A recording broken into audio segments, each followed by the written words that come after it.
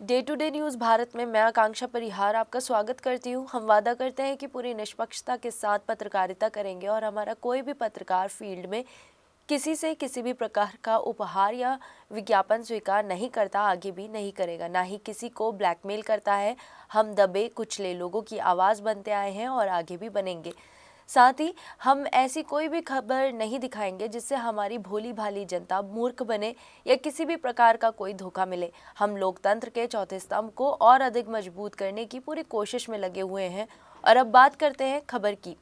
तेलंगाना में ग्राम पंचायत चुनावी वादों को पूरा करने के लिए कथित रूप से सैकड़ों आवारा कुत्तों की हत्या का मामला सामने आया है। पुलिस ने हनमकोंडा और कमारेड्डी जिलों में 7 सरपंचों समेत 15 लोगों पर एफआईआर दर्ज की है। शुरुआती जांच में पता चला कि 2 हफ्तों में कम से कम 500 कुत्तों को जहर देकर मार दिया गया। आपको बता दें कि क्या है पूरा मामला और कैसे हुआ इसका खुलासा। स्थानीय चुनाव के दौरान कई उम्मीदवारों ने कुत्तों से मुक्त गांव का वादा किया था। इसी वादे को पूरा करने के लिए कथित रूप से संगठित तरीके से आवारा कुत्तों को मारने की योजना बनाई गई। पुलिस ने शायमपेट, अरेपल्ली और पलवांचा क्षेत्रों में 110 कुत्तों के शवों को बरामद किया। पोस्टमार्टम रिपोर्ट में अनजान टॉक्सिन से मौत की पुष्टि हुई है। इस भयानक मामले का खुलासा तब हुआ जब पशु अधिकार कार्यकर्ता और स्ट्रे एनिमल फाउंडेशन इंडिया यानी SAFI के प्रतिनिधियों को इसकी भनक लगी। फाउंडेशन के अधिकारी अदुल्लापुरम गौतम ने मौके पर पहुंचकर साक्ष्य जुटाए और पुलिस में शिकायत दर्ज कराई। उन्होंने आरोप लगाया कि निर्वाचित प्रतिनिधियों ने कानून को ताक पर रखकर ये अपराध किया है। बता दें, ये घटना उस समय हुई है जब तेलंगाना के कई हिस्सों में आवारा कुत्तों के हमले की खबरें सुर्खियों में रही है।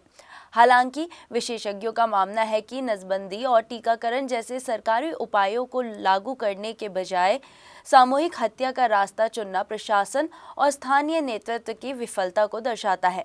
वहीं 7 सरपंच हाल ही में निर्वाचित हुए जिन्होंने कथित रूप से हत्या की अनुमति दी।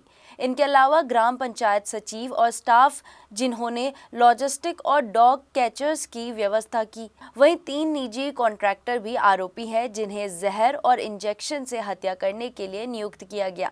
सभी 15 आरोपियों पर भारतीय न्याय संहिता की धारा 325 BNS और prevention of cruelty to animal act के तहत मामला दर्ज किया गया है। पुलिस ने चेतावनी दी है कि कानून की अनदेखी बर्दाश्त नहीं की जाएगी और स्थानीय निकाय केंद्र सरकार के एनिमल बर्थ कंट्रोल यानी कि ABC रूल्स 2023 को नजरअंदाज नहीं कर सकते। तेलंगाना सरकार ने सभी जिलाधिकारियों को सख्ती से ABC नियम लागू करने का निर्देश दिया है।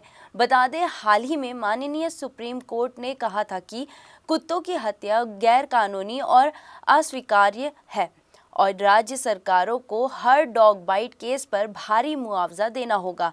स्थानीय रिपोर्टरों के मुताबिक ग्रामीण इलाकों में कुत्तों के हमलों से नाराज मतदाताओं को खुश करने के लिए ये कदम उठाया गया, लेकिन अब ये मामला राज्य सरकार को कानूनी और नैतिक संकट में डाल रहा है। बता दें, सुप्रीम कोर्ट ने मंगलवार को आवारा कुत्तों के हमलों पर सख्त टिप्पणी की।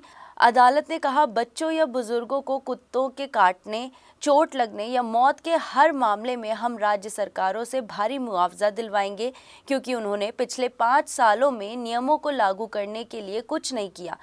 अगर आपको इन जानवरों से इतना प्यार है तो इन्हें अपने घर क्यों नहीं ले जाते? ये कुत्ते सड़कों पर क्यों घूमते हैं, लोगों को काटते और डराते हैं?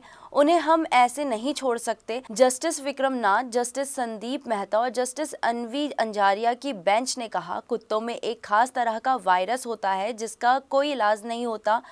अब तक 4 दिन की सुनवाई में इमोशन सिर्फ कुत्तों के लिए ही दिखाया जा रहा है। जब कुत्ते 9 साल के बच्चे पर हमला करते हैं तो उसका जिम्मेदार कौन होगा? क्या हम इस पर आंखें मूंद दें? इस मामले में अब अगली सुनवाई 20 जनवरी को दोपहर 2 बजे से होगी।